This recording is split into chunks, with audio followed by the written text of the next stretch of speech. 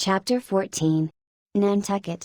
Nothing more happened on the passage worthy the mentioning. So, after a fine run, we safely arrived in Nantucket. Nantucket. Take out your map and look at it. See what a real corner of the world it occupies. How it stands there, away offshore. More lonely than the Eddystone Lighthouse. Look at it, a mere hillock and elbow of sand. All beach. Without a background. There is more sand there than you would use in 20 years as a substitute for blotting paper. Some whites will tell you that they have to plant weeds there. They don't grow naturally. That they import Canada thistles. That they have to send beyond seas for a spile to stop a leak in an oil cask. That pieces of wood in Nantucket are carried about like bits of the True Cross in Rome. That people there plant toadstools before their houses to get under the shade in summertime. That one blade of grass makes an oasis. 3 blades in a day's walk a prairie. That they wear quicksand shoes. Something like Laplander snowshoes. That they are so shut up, built in about every way enclosed, surrounded, and made an utter island of by the ocean. That to their very chairs and tables small clowns will sometimes be found adhering. As to the backs of sea turtles. But these extravagances only show that Nantucket is no Illinois. Look now at the wondrous traditional story of how this island was settled by the red men. Thus goes the legend. In olden times an eagle swooped down upon the New England coast, and carried off an infant Indian in his talons. With loud lament the parents saw their child borne out of sight over the wide waters. They resolved to follow in the same direction, setting out in their canoes. After a perilous passage they discovered the island. And there they found an empty ivory casket, the poor little Indian skeleton.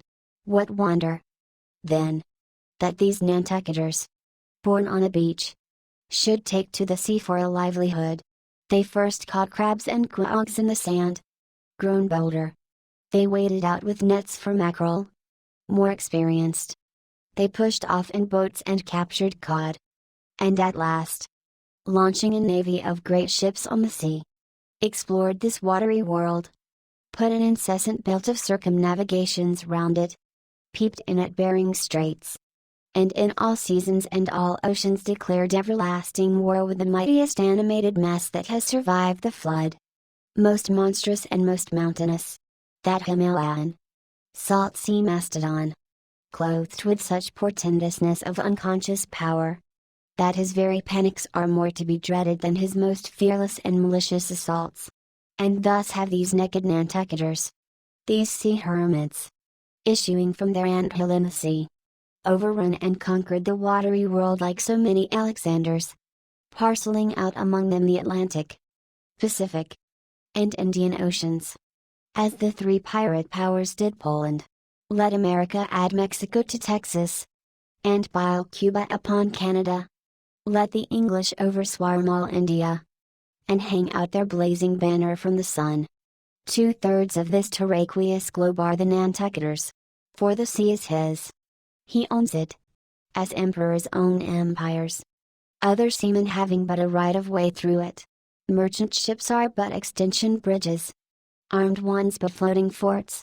Even pirates and privateers, though following the sea as highwaymen the road, they but plunder other ships, other fragments of the land like themselves, without seeking to draw their living from the bottomless deep itself. The Nantucketer, he alone resides and writes on the sea. He alone, in Bible language, goes down to it in ships, to and fro plowing it as his own special plantation. There is his home. There lies his business, which in Noah's flood would not interrupt, though it overwhelmed all the millions in China. He lives on the sea, as prairie cocks in the prairie. He hides among the waves. He climbs them as chamois hunters climb the Alps. For years he knows not the land, so that when he comes to it at last, it smells like another world, more strangely than the moon would to an earthsman, with the landless gull, that at sunset folds her wings and is rocked to sleep between billows. So at nightfall, the Nantucketer, out of sight of land, furls his sails, and lays him to his rest. while under his very pillow rush herds of walruses and whales.